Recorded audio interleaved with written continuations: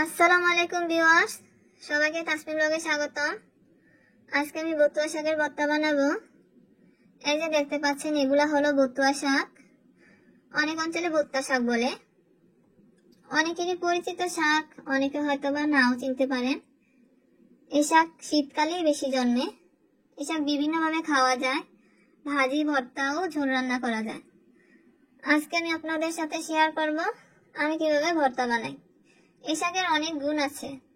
তার আগে চলুন জেনে নেই এই শাকের কিছু গুণের কথা।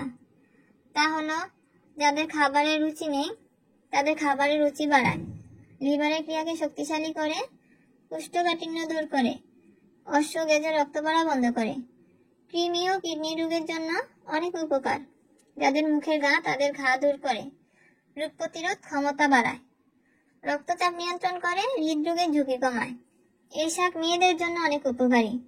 মেয়েদের অনিয়মিত পিরিয়ড সমস্যার সমাধানও করে ও দৃষ্টিশক্তি বাড়ায়, ইত্যাদি ইত্যাদি অনেক গুণ এই শাকের।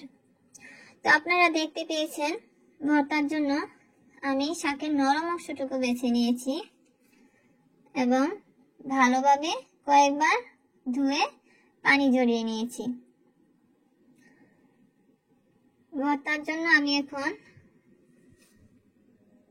একটি প্যানে শুকনা মরিচ ভেজে নিব। আমি সবগুলা শুকনা মরিচ ভর্তায় দিব না, যে কোনো শাক সবজি ভাজির সাথে মরিচ ভালো লাগে, তাই আমি এভাবে ভেজে রাখি। মরিচ ভাজা হয়ে গেছে। আমি এখন পেঁয়াজ কুচি হালকা টেলে নিব। কাঁচা পেঁয়াজেও ভর্তা বানানো যায়, তবে কাঁচা পেঁয়াজের ভর্তা অনেকক্ষণ থাকলে বাজে গন্ধ লাগে।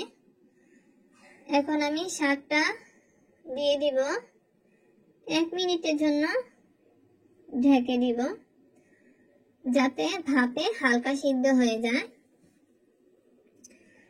দেখুন, শাকটা ভাপে অনেকটা কমে এসেছে। চুলার আঁচ মিডিয়াম থাকবে যতক্ষণ না পর্যন্ত পানি একেবারে শুকিয়ে যায়। আমি নেড়ে চেড়ে দিয়েছি, পানি একদম শুকিয়ে গিয়েছে। এখন আমি চুলা বন্ধ করে দিব। ভর্তার জন্য আমি 3টা শুকনা মরিচ ও লবণ নিয়েছি। আপনারা ঝাল আপনাদের পছন্দের মতো মরিচ দিতে পারেন। আমি ব্লেন্ড করে নিয়েছি। দেখুন, মরিচ ও শুকনা মরিচ ভালোভাবে, লবণ ভালোভাবে ব্লেন্ড হয়ে গিয়েছে। এখন ঠান্ডা হয়ে যাওয়া শাকটা দিয়ে দিয়েছি, শাকটা ব্লেন্ড করে নিব। এই পর্যায়ে ধনিয়া পাতা দিতে ভুলে গিয়েছি, তাই আমি আবার ধনিয়া পাতা ব্লেন্ড করে নিয়েছি। আপনারা একসাথেই দিয়ে দিবেন।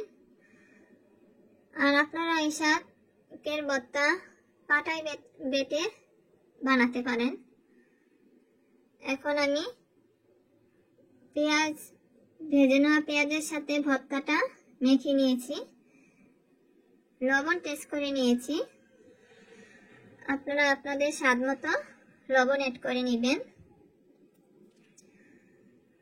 এভাবে মেখে নিলেই সহজে হয়ে যাবে বতুয়া শাকের ভর্তা। এই যে হয়ে গিয়েছে আমার বতুয়া শাকের ভর্তা। আমার সাথে থাকার জন্য সবাইকে ধন্যবাদ। ভিডিওটি ভালো লাগলে শেয়ার দিবেন। আল্লাহ হাফেজ। আসসালামু আলাইকুম।